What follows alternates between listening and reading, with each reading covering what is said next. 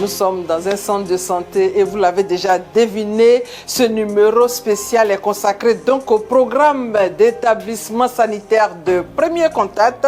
Ce programme de santé ambitieux mis en place par le gouvernement ivoirien soulage déjà les populations. Alors, comment ce projet a-t-il transformé la qualité des soins des Ivoiriens? Quel est le point de réalisation de ce programme et quels sont les partenaires? La Côte d'Ivoire en marche pose le diagnostic.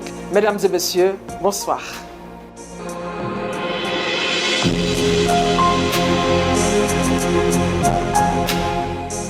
ESPC, entendez établissement sanitaire de premier contact.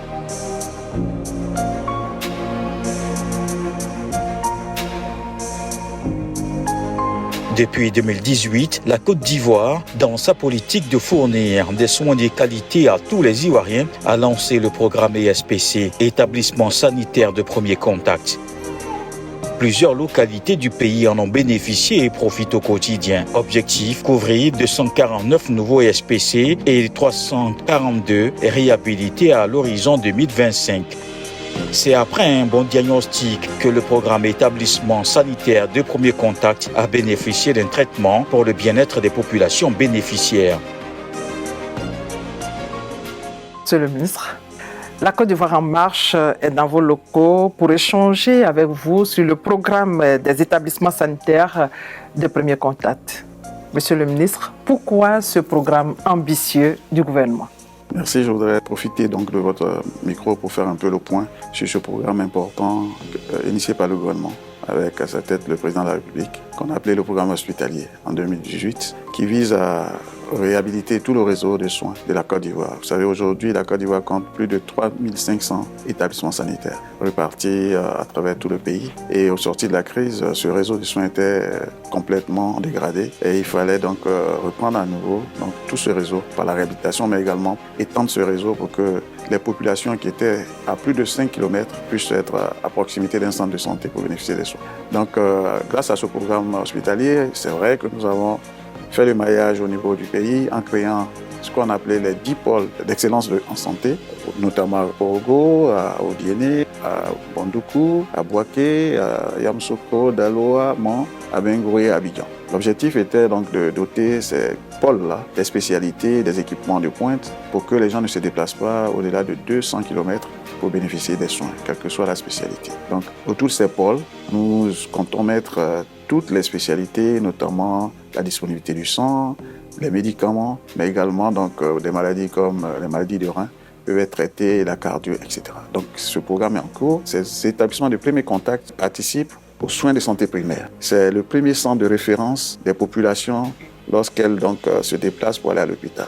Grâce à ce qui a été fait, nous sommes passés donc de 33% de la population qui était à moins de 5 km d'un centre de santé. Aujourd'hui, nous sommes à 80% en 2024. Et je crois que c'est ce programme important que nous voulons décrire aujourd'hui. Alors, ce programme vient compléter la mesure importante qui a été prise donc, de mettre en place la couverture maladie universelle qui va vraiment faciliter l'accès au niveau financier des populations aux soins de santé. Puisque vous savez que la couverture maladie universelle, grâce à cette assurance, l'État paye 70% des soins et la population paye 30%.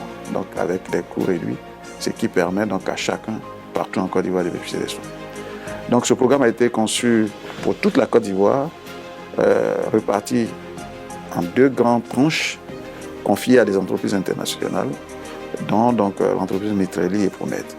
Et ces entreprises emploient, compte tenu du contenu local que nous avons exigé, des entreprises locales avec du personnel compétent du secteur de la santé pour réaliser ce projet. La première phase de cette activité a permis donc de construire plus de 250 établissements de santé de premier contact et de réhabiliter environ 350 établissements de santé de premier contact.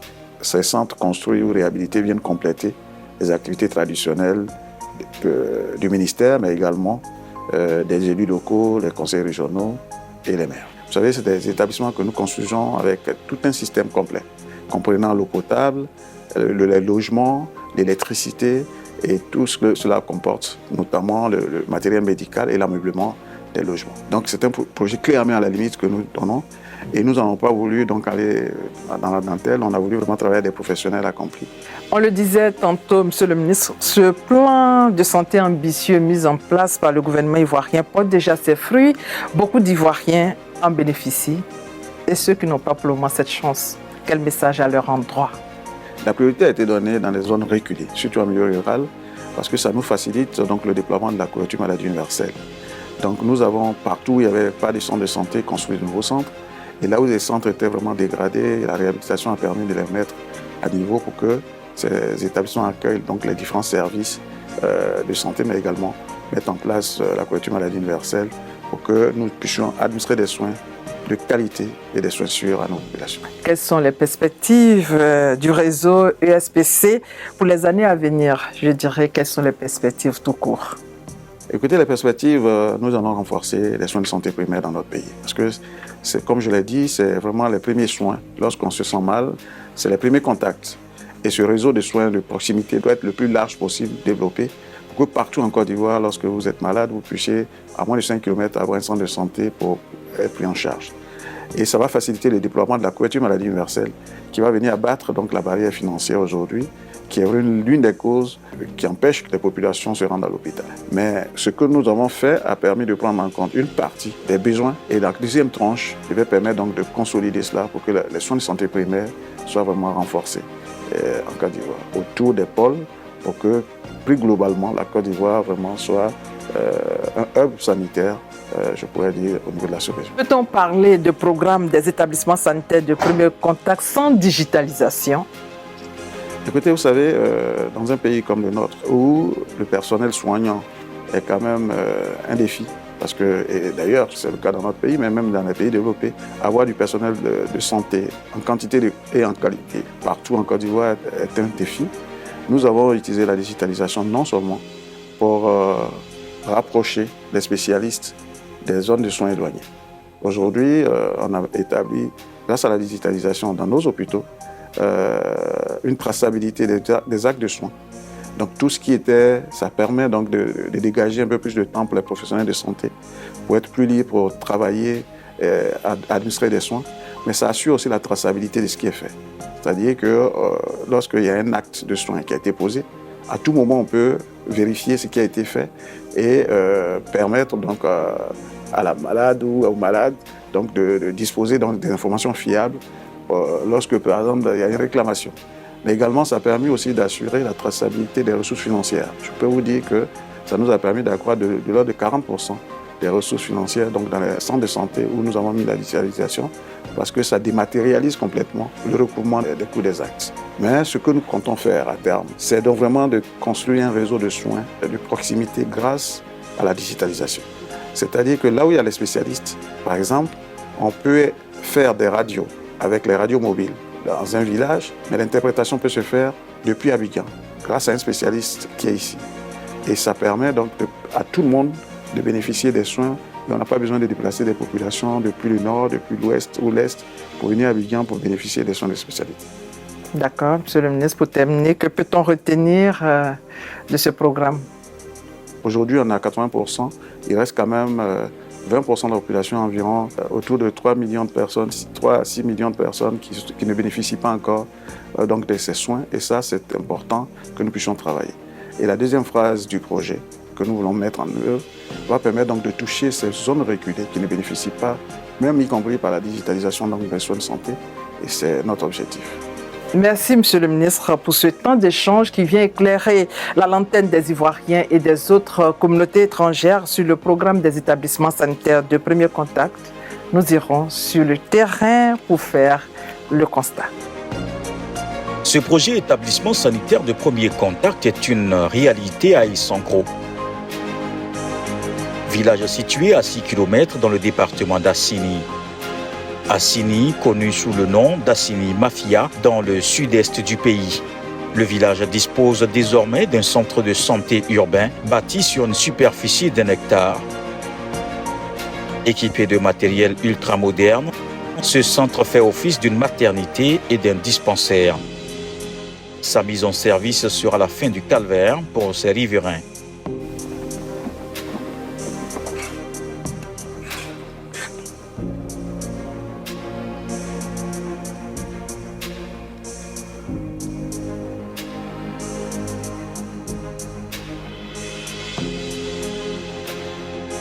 En attendant de profiter de ces nouveaux édifices, les populations se disent satisfaites au vu de leurs prières en cours d'exaucement grâce au projet ESPC. Depuis que l'hôpital est là, nous les femmes, on n'a plus de soucis encore. Parce qu'avant, pour une femme qui doit accoucher, elle doit aller à Etoué-Sika qui est à 3 km du village. Mais depuis que l'hôpital est venu, on ne connaît plus ça. Alors qu'avant, pour accoucher, nous sommes obligés de prendre des motos-taxis, des vélos, souvent même en pirogue même. Les enfants aussi naissent dans la pirogue. C'est pas bien, mais maintenant, depuis que l'hôpital est arrivé, les femmes, dès qu'elles ont mal au ventre, elles prennent la route de l'hôpital pour venir accoucher dans de bonnes conditions.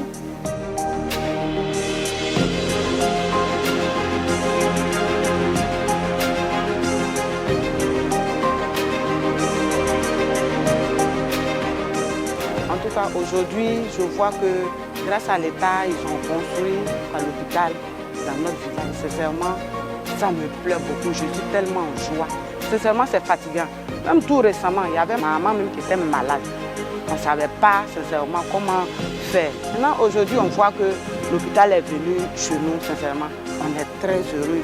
En tout cas, le village même en joie.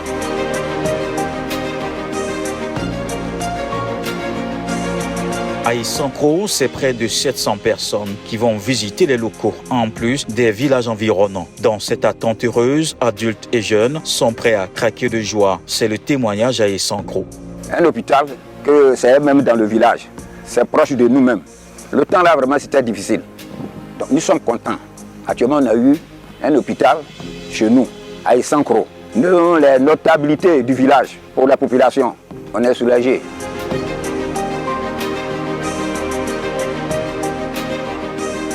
Après le sud-est du pays, cap sur le nord-est de la capitale économique ivoirienne. Nous sommes à Mafia village. Mafia qui signifie littéralement « Je suis venu me cacher en Langani ». Il est situé dans le département d'Alépé, région de Lamé. Ici, le projet établissement sanitaire de premier contact est plus qu'une réalité. C'est un nouveau centre de santé qui vient d'ouvrir ses portes. À l'image de tout établissement sanitaire, on y trouve une salle d'observation et une salle d'accouchement avec un château d'eau. Cet ouvrage vient contribuer significativement au développement du village selon les populations. Ici, vous avez notre hall d'attente. C'est ici en même temps notre salle d'accueil. C'est ici qu'on reçoit nos malades et les aides-soignantes aussi font leur travail d'accueil pour recevoir les malades et autres. Donc c'est après ici maintenant qu'ils orientent les malades aussi au bureau de consultation que voici. Ici, on a la salle d'accouchement que voici. C'est ici qu'on va voir naître nos jolis bébés.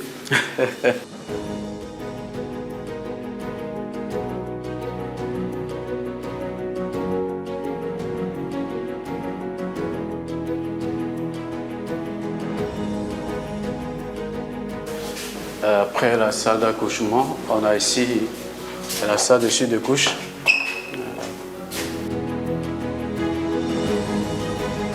Voici ainsi présenté notre modeste établissement sanitaire de premier contact.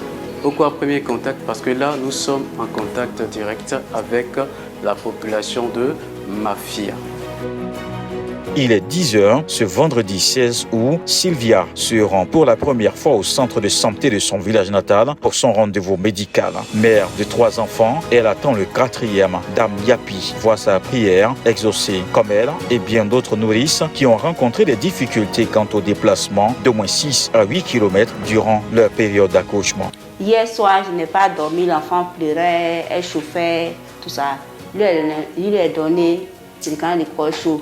Pour me rassurer, je suis venue à la consultation. Avant, je ne pouvais pas. Si l'enfant chauffe là, parce qu'il n'y a pas d'hôpital ici, pour partir même, il faut chercher transport.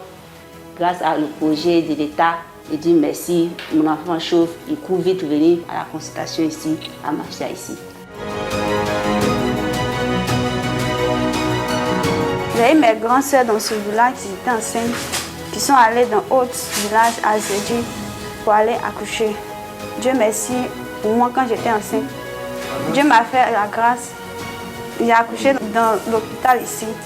Quand mon enfant est malade, je viens dans l'hôpital pour la soigner. Vraiment, je remercie l'État.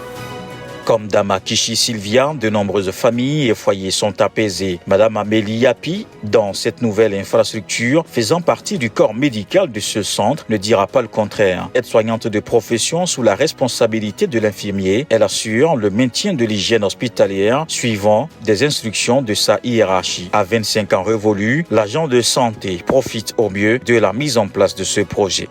Avant, je travaillais à Le Pougon, kilomètre 17, sur la route de Dabou. Et franchement, ça me fatiguait parce que souvent je peux dormir et je rentre à la maison le matin. Mais depuis qu'il y a l'hôpital dans mon village, je suis contente de travailler pour mon village parce que là, je suis tout près, je suis près de l'hôpital. Je peux aller à la maison, aller faire ce que je peux et puis revenir au travail. Il est 12h, c'est la pause pour Amélie Yapi. À 3 minutes, elle rallie son lieu de travail au domicile. Amélie joue son rôle de femme au foyer, chose que le couple apprécie.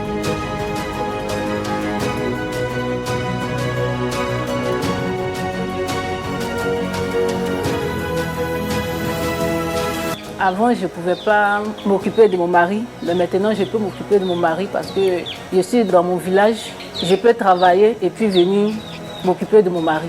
Alors qu'avant, je ne pouvais pas faire ça parce que je quittais ici pour aller au kilomètre 17 pour aller travailler. Mais maintenant que je suis dans mon village, qu'il y a un hôpital qui est là, en tout cas, je peux tout faire et je suis à l'aise. Vraiment, je veux vraiment dire merci.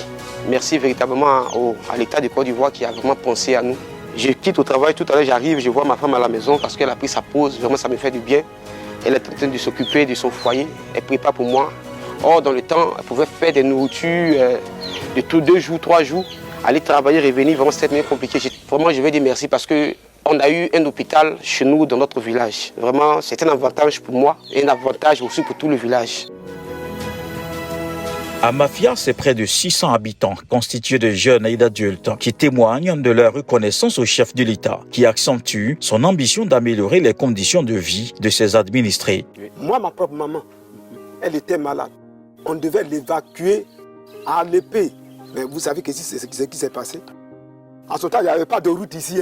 Il fallait passer, il fallait faire le grand tour, passer par où tuer. Wow. Et on s'est levé à 3 heures. Il n'y avait pas de moto en son temps. Et on l'a pris dans une brouette, pour aller au carrefour d'Alokwa. Et de là, on devait prendre un véhicule, aller sur l'épée. Malheureusement, il y avait 2 véhicules en son temps à Zedji. Et on a raté l'occasion parce que les véhicules étaient chargés. Et on a attendu jusqu'à 15 heures pour pouvoir négocier avec un monsieur qui est venu chercher du cacao pour pouvoir la transporter jusqu'à l'épée. En ce moment, on était jusqu'à 17 heures. Et vous voyez un peu, Dieu merci de santé à Mafia. Depuis que vous êtes là, je fais des touches. Vous voyez que les gens viennent non seulement des villages de Dagikwa, Angokwa et même des environs qui sont même dans les campements. Donc on ne peut qu'être heureux. Aujourd'hui, on a reçu un centre de santé chez nous à Mafia. Je dis merci à l'État. Le centre de santé est là, l'infirmier est sur place. Nos enfants peuvent accoucher sur place au lieu de se déplacer ailleurs. Mais aujourd'hui, nous avons le centre de santé proche de nous, à notre oreille, où tout le monde peut se lever, même à minuit. Il peut venir réveiller l'infirmier et se faire soigner. La proximité des établissements sanitaires permet aux agents de santé de s'assurer au quotidien de la santé des patients après leur visite hospitalière. Quelques jours après leur passage au centre, l'infirmier du village profite de ses heures libres pour visiter ses patients. D'une cour à une autre, en passant par la cour du chef central, son message est clair, s'assurer de l'état de santé des malades. Le chef, voilà. Je voulais savoir un peu si, depuis la dernière fois, les médicaments que je vous ai recommandé de prendre, est-ce que vous avez bien suivi le traitement? Que depuis lors, est-ce que voilà, vous dormez bien, vous sentez encore en forme? J'ai pris les médicaments comme tu l'avais dit. Et que j'ai pas devenu là, le mal a diminué, mais je dors assez bien. Notre rôle aussi est de pouvoir faire le suivi de nos patients un peu dans les domiciles. Voilà, donc ce matin, je suis passé voir mon patient et m'imprégner un peu de son état de santé par rapport aux traitements qui lui ont été prescrits. Donc ici, on voit qu'il est très important voilà, d'avoir un centre de santé, je veux dire, en établissement de santé de premier contact, voilà, pour pouvoir être toujours en contact avec la population. Ce matin, on allait à l'hôpital pour aller se consulter, mais l'infirmier lui-même s'est déplacé. J'espère que tu suis les consignes, hein. Tes médicaments de sang, tu bois tout ça là. Ok, c'est déjà bon. En tout cas, c'est bien. Donc on se voit après. Voilà. Un infirmier s'est déplacé lui-même venir à domicile pour venir voir ses patients. Ça, c'est du jamais vu. De Essankro à Mafia, direction Aoué, il est 16h, l'affluence est moins constatée. Aoué, village d'environ 4000 habitants. Il est situé à proximité du village Brofodoumé et à Tiekwa, 47 minutes d'Abidjan. Le centre de santé urbain d'Aoué fait partie désormais des 342 ESPC réhabilités parmi tant d'autres qui seront rénovés d'ici à 2025 selon la vision de l'État ivoirien. Inscrit dans le district sanitaire d'Abidjan, ce centre de santé vient d'être rénové en 2023. Plus précisément, Dr Martial Maïzan est le premier médecin en chef. Avec ses collaborateurs, ils travaillent de sorte à assurer leur mission auprès des populations dont ils ont la responsabilité. Il faut dire que la réhabilitation a commencé depuis 2020 sur le projet réhabilitation et réalisation des centres de santé de proximité que notre ministère des tutelles a initié. La satisfaction est très bonne. J'ai initié depuis mon arrivée des activités qui font que nous faisons des rapprochements avec la communauté. Et c'est ce qui fait que les patients ne vont plus ailleurs. Voilà, ils viennent dans le centre pour se faire soigner. Parce que nous prenons en charge toutes les pathologies et c'est les cas graves que nous référons au niveau des centres de santé de référence.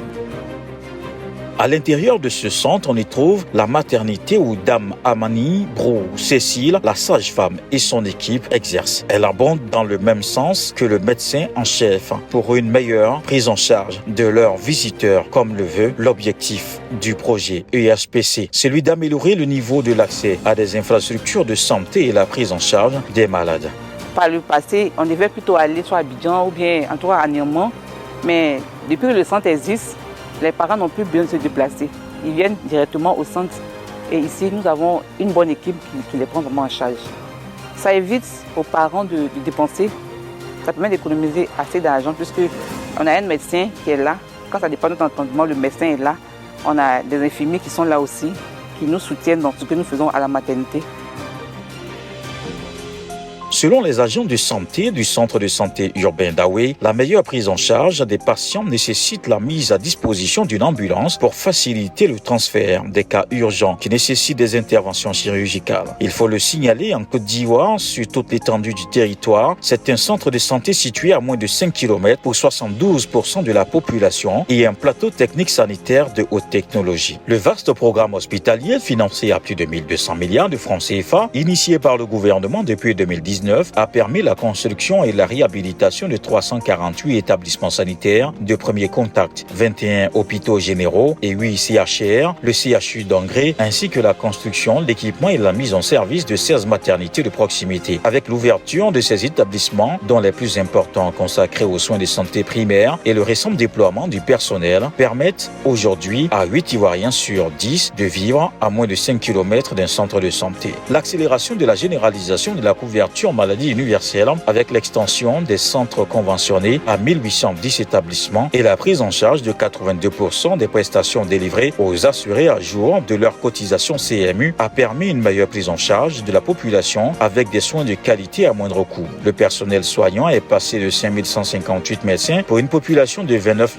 389 150 habitants, soit un ratio de 1 médecin pour 5697 habitants. Au niveau du personnel paramédical, la Côte d'Ivoire dispose pour 29 389 150 habitants de 16 065 infirmiers, soit un infirmier pour 1851 habitants en 2023 et une sage-femme pour 832 femmes en âge de procréer. Le système de santé ivoirien est donc en marche au grand bonheur des populations.